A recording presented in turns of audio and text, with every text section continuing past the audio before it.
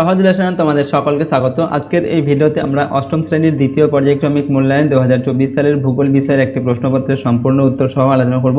তো চলো এই ভিডিওতে আমরা দেখে নিই ক্লাস 8 এর সেকেন্ড ইউনিট টেস্ট 2024 জিওগ্রাফি সাবজেক্টের এই প্রশ্নপত্রের উত্তরগুলো। এই সমস্ত প্রশ্নোত্তর পিডিএফ ফাইল আমাদের সহজ লেসন অ্যাপের মধ্যে দেওয়া থাকবে, সেখান থেকে তোমরা ভিডিওর পাশে কিন্তু পিডিএফগুলো পেয়ে যাবে। 1 নম্বর থেকে বলা হচ্ছে সঠিক উত্তরটি নির্বাচন করে এখানে 3টি প্রশ্নের উত্তর লিখতে হবে। প্রশ্নের মান 1 নম্বর করে দেওয়া হয়েছে।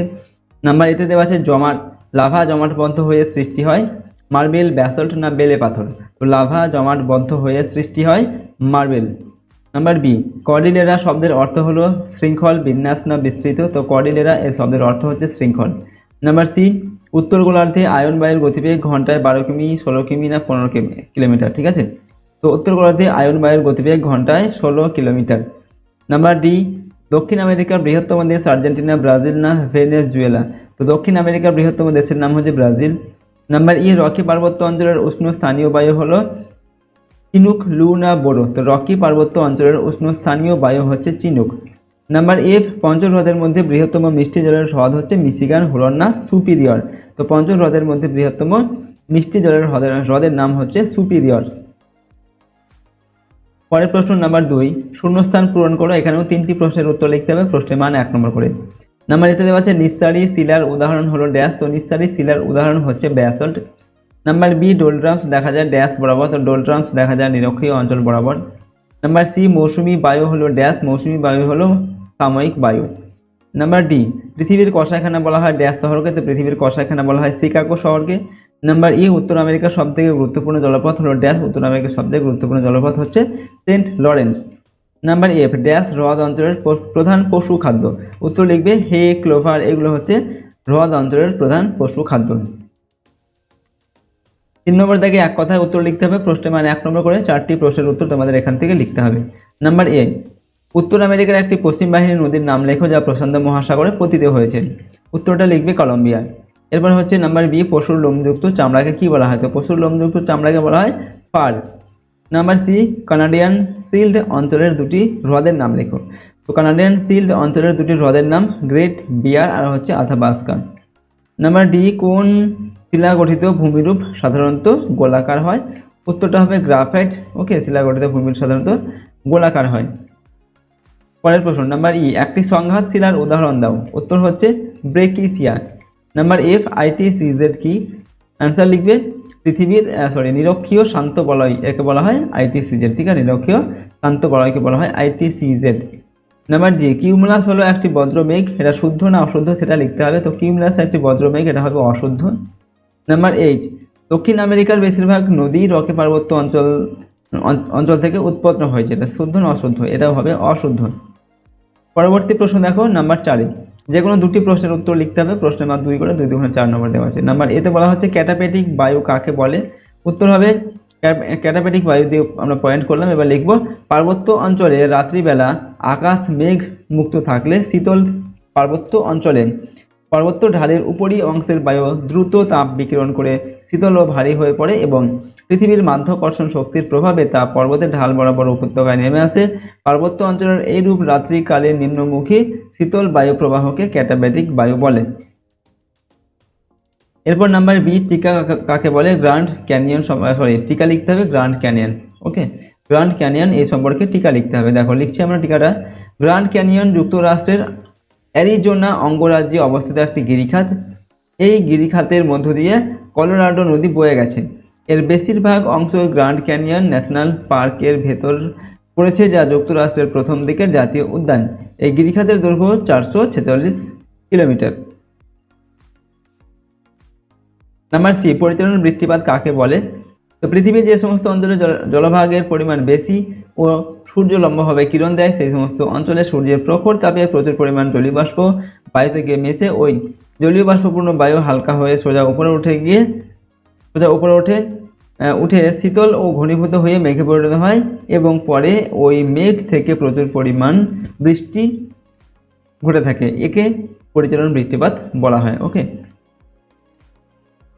5 নম্বর দেখে ব্যাখ্যামূলক উত্তর দাও। যে কোনো 2টি লিখতে হবে। প্রশ্নের মান 3 নম্বর করে। 3 2 6 নম্বর দেওয়া আছে। নাম্বার এতে নিরক্ষীয় অঞ্চলে নিম্নচাপ সংঘটিত হয় কেন? তো নিরক্ষীয় অঞ্চলে নিম্নচাপ সৃষ্টির কারণ, নিরক্ষীয় অঞ্চলে নিম্নচাপ সৃষ্টির প্রধানত 3টি কারণ রয়েছে। নাম্বার 1 হচ্ছে নিরক্ষীয়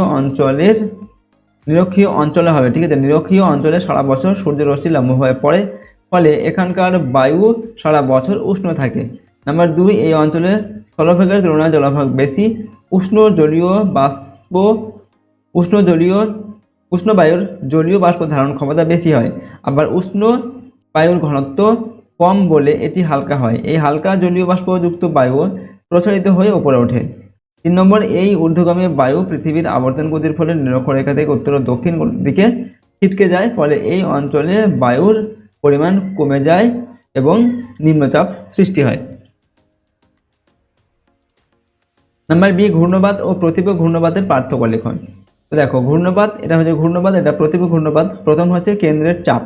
ঘূর্ণবাতে কেন্দ্রের চাপ কম থাকে, আর প্রতিপ ঘূর্ণবাতে কেন্দ্রের চাপ বেশি থাকে। বায়ুর দিক, উত্তর গোলার্ধে বাম দিকে এবং দক্ষিণ গোলার্ধে ডান দিকে বেগে প্রবাহিত হয় ঘূর্ণবাত। আর প্রতিপ ঘূর্ণবাতের ক্ষেত্রে কি হয়, উত্তর গোলার্ধে ডান দিকে এবং দক্ষিণ গোলার্ধে বাম দিকে বেগে প্রবাহিত হয়। পরের পার্থক্য কি, বায়ুর গতিবেগ সম্পর্কে এদের পার্থক্য হচ্ছে ঘূর্ণবাতের বায়ুর গতিবেগ প্রতিপ ঘূর্ণবাত অপেক্ষা বেশি, আর প্রতিপ ঘূর্ণবাতের বায়ুর গতিবেগ কম হয়। এরপর বৃষ্টিপাত, ঘূর্ণবাতে কি হয়, প্রচুর বৃষ্টি হয়, আর প্রতিপ ঘূর্ণবাতের ক্ষেত্রে বৃষ্টি হয় না। এরপর মেঘাচ্ছন্নতা, ঘূর্ণবাতে কি হয়, আকাশ সম্পূর্ণ মেঘে ঢাকা থাকে, আর প্রতিপ ঘূর্ণবাতের ক্ষেত্রে আকাশে মেঘ থাকে না, সম্পূর্ণ পরিষ্কার থাকে। নেক্সট প্রশ্ন নাম্বার সিতে, পৃথিবীর রুটির ঝুড়ি কাকে এবং কেন বলা হয়? উত্তর হচ্ছে উত্তর আমেরিকার প্রেরি অঞ্চলকে পৃথিবীর রুটির ঝুড়ি বলা হয়। কেন বলা হয়? প্রেরি তৃণভূমি অঞ্চলটি বিশ্বের একক বৃহত্তর গম উৎপাদক অঞ্চল। প্রচুর গম উৎপাদন হয় বলে এই অঞ্চলের অধিকাংশ গম রুটি প্রস্তুতের জন্য দেশ বিদেশের বাজারে রপ্তানি করা হয়। এই কারণে উত্তর আমেরিকার এই অঞ্চলকে পৃথিবীর রুটির ঝুড়ি বলা হয়। নেক্সট হচ্ছে 6 নম্বর দাগে নিচে প্রশ্নগুলির উত্তর দাও, যে কোনো একটা লিখতে হবে। প্রশ্নের মান হচ্ছে 5 নম্বর। নাম্বার এ, বায়ুচাপের তারতম্যের কারণগুলি আলোচনা করো। উত্তর হচ্ছে বায়ুচাপের তারতম্যের কারণগুলি হলো নাম্বার 1, বায়ুর উষ্ণতা। বায়ু উষ্ণ হলে প্রসারিত ও হালকা হয়, ফলে বায়ুর ঘনত্ব কমে যায়, অর্থাৎ বায়ুর চাপ হ্রাস পায়। এই কারণে নিরক্ষীয় অঞ্চলে বায়ুর চাপ কম হয়। আবার বায়ুর উষ্ণতা কমলে বায়ু সংকুচিত হওয়ায় ঘনত্ব বাড়ে, সুতরাং বায়ুর চাপও বৃদ্ধি পায়। উভয় মেরু অঞ্চলেই অতিরিক্ত ঠান্ডার জন্য বায়ুর চাপ বেশি হয়। নাম্বার 2 হচ্ছে বায়ুতে জলীয় বাষ্পের উপস্থিতি। জলীয় বাষ্পপূর্ণ বায়ু শুষ্ক বায়ুর তুলনায় হালকা, ফলে এই বায়ুর চাপও কম। এজন্য যেসব অঞ্চলের বায়ুতে জলীয় বাষ্পের পরিমাণ বেশি থাকে সেখানে বায়ুর চাপ কম হয়। অপরদিকে বায়ুতে উপস্থিত জলীয় বাষ্পের পরিমাণ কম হলে বায়ু শুষ্ক হয় ও সেখানে উচ্চ চাপ বিরাজ করে। এই কারণে নিরক্ষীয় অঞ্চলে বায়ুর চাপ কম, কিন্তু মেরু অঞ্চলে জলীয় বাষ্পের অভাবে বায়ুর চাপ অনেক বেশি হয়। নাম্বার 3, কোনো স্থানের উচ্চতা। ভূপৃষ্ঠ থেকে যতই উপরের দিকে ওঠা যায় ততই বায়ুস্তরের গভীরতা বা ঘনত্ব ও ওজন কমে যায়। এর ফলে বায়ুর চাপ হ্রাস পায়। এজন্য দুটি স্থানের মধ্যে যেটির উচ্চতা বেশি সেখানে বায়ুর চাপ অপেক্ষাকৃত কম হয়। 4 নম্বর পয়েন্ট হচ্ছে পৃথিবীর আবর্তন গতি। পৃথিবীর আবর্তন গতির জন্যও বায়ুর চাপের তারতম্য হয়। যেমন পৃথিবীর আবর্তন গতিবেগ 2 মেরুর তুলনায় মেরুবৃত্ত প্রদেশে বেশি, ফলে মেরুবৃত্ত প্রদেশের বায়ু বেশি পরিমাণে বিক্ষিপ্ত হয়। এর ফলে বায়ুর ঘনত্ব কমে গিয়ে মেরুবৃত্ত প্রদেশে নিম্নচাপ সৃষ্টি হয়। 5 নম্বর হচ্ছে বায়ুমণ্ডলের ঘনত্ব। ভূপৃষ্ঠের উপর সর্বত্র বায়ুমণ্ডলের ঘনত্ব বা গভীরতা সমান নয়। ভূপৃষ্ঠের যে জায়গায় বায়ুমণ্ডলের গভীরতা বেশি সেখানে বায়ুর চাপ বেশি, আবার যে অঞ্চলে বায়ুর গভীরতা কম সেখানে বায়ুর চাপ কম হয়। 6 নম্বর পয়েন্ট হচ্ছে জলভাগ ও স্থলভাগের বন্টন। বায়ুর চাপ অনেকাংশে ভূপৃষ্ঠে জলভাগ ও স্থলভাগের বন্টনের উপর নির্ভর করে। জলভাগের উপর দিয়ে যে বায়ু প্রবাহিত হয় তা আর্দ্র এবং হালকা হয়, তাই সেই আর্দ্র বায়ুর চাপ কম হয়। অন্যদিকে স্থলভাগের উপর দিয়ে যে বায়ু প্রবাহিত হয় সেই বায়ু অর্থাৎ কী হয়, সেই বায়ু শুষ্ক থাকে, ঠিক আছে, শুষ্ক বললে ভারী হয়ে যায়, সেই বায়ুর চাপও বেশি হয়। ওকে, তো এইগুলো হচ্ছে বায়ুর চাপের তারতম্যের কারণ। নাম্বার বি, ভূপ্রাকৃতিক তারতম্য অনুসারে উত্তর আমেরিকা মহাদেশকে কয় ভাগে ভাগ করা যায় লেখো এবং একটি ভাগের সংক্ষিপ্ত বিবরণ দাও। তো ভূপ্রকৃতির তারতম্যের ভিত্তিতে উত্তর আমেরিকা মহাদেশকে 4টি ভাগে ভাগ করা হয়। 1 নম্বর হচ্ছে পশ্চিমের পার্বত্য অঞ্চল বা কর্ডিলেরা। নাম্বার 2 হচ্ছে মধ্যভাগের সমভূমি অঞ্চল। 3 নম্বর কানাডিয়ান বা লরেন্সীয় উচ্চভূমি। 4 নম্বর হচ্ছে পূর্ব দিকের উচ্চভূমি। এবার দেখো পশ্চিমে পার্বত্য অঞ্চল বা কর্ডিলেরা। এই অংশটি উত্তর আমেরিকা মহাদেশের পশ্চিম প্রান্তে প্রশান্ত মহাসাগরের উপকূল বরাবর উত্তরে বেরিং প্রণালী থেকে শুরু করে দক্ষিণে পানামা খাল পর্যন্ত বিস্তৃত। এই কর্ডিলেরা আরও দক্ষিণ দিকে আন্দিজ নামে দক্ষিণ আমেরিকা মহাদেশে প্রসারিত হয়েছে। এই পার্বত্য অঞ্চলটি হিমালয় পার্বত্য অঞ্চলের মতোই নবীন ভঙ্গিল পর্বত।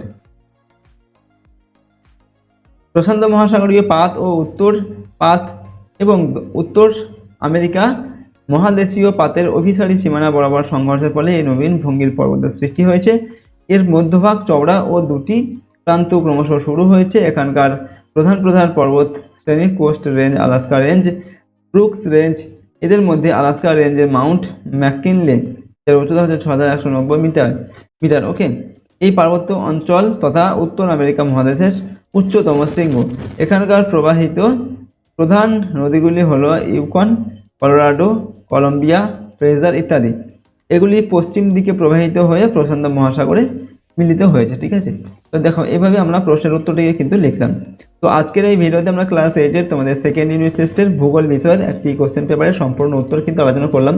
প্রতিটি প্রশ্ন উত্তর কিন্তু খুবই গুরুত্বপূর্ণ, সুতরাং সমস্ত প্রশ্নগুলো অবশ্যই তোমরা ভালোভাবে প্র্যাকটিস করবে। আর যদি আমাদের চ্যানেল নতুন হয়ে থাকে চ্যানেলটিকে সাবস্ক্রাইব করে রাখবে, পাশের বেল আইকনটা প্রেস করে অল অপশনটিকে সিলেক্ট করবে এবং ভিডিওটিতে অবশ্যই একটু লাইক করবে। ভিডিওটি বন্ধু বান্ধবের সঙ্গে শেয়ার করবে, কমেন্ট বক্সে তোমাদের মতামত অবশ্যই লিখে জানাবে। আর এই সমস্ত প্রশ্নের পিডিএফ ফাইলগুলো আমাদের সহজ লেসন অ্যাপের মধ্যে দেওয়া থাকবে, সেখানে তোমরা ভিডিওর পাশে কিন্তু পিডিএফগুলো পেয়ে যাবে। তো চলো আজকের এই ভিডিওটিকে আমরা এখানে শেষ করছি। সম্পূর্ণ ভিডিওটি দেখার জন্য অসংখ্য ধন্যবাদ।